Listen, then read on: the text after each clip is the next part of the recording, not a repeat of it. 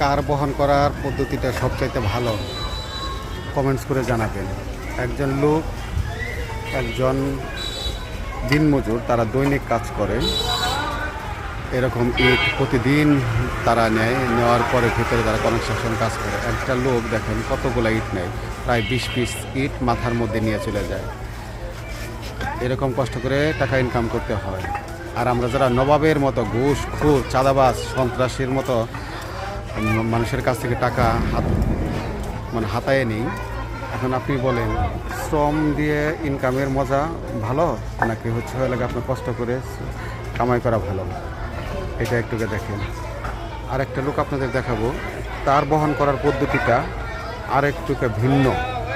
এখনই আসবে উনি, এখন দেখলে বোঝা যাবে যে কে কীভাবে বহন করে।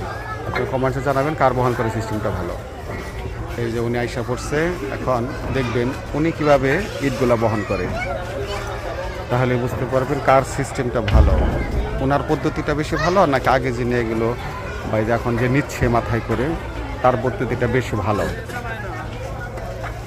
এখন উনিও ইটগুলা ওঠাচ্ছে, ওনার যে বহন করবে যেটার মাধ্যমে, যে মাথায় নিয়ে যাচ্ছে তার একটা পদ্ধতি, আর এখন উনি নিচ্ছে হচ্ছে বাইকের মাধ্যমে। এই সাইডে নিচ্ছে 10 পিস, আর এখন এই সাইডে নিবে 10 পিস। এখন কমেন্টস করে শুধু একটা দিন জানাবেন কার বহন করার পদ্ধতিটা ভালো এবং সুন্দর, কোনটা মানে শরীরের জন্য আরামদায়ক। কমেন্টস করে সবাই জানাবেন। এই যে দেখেন এখন উনি উঠাবে।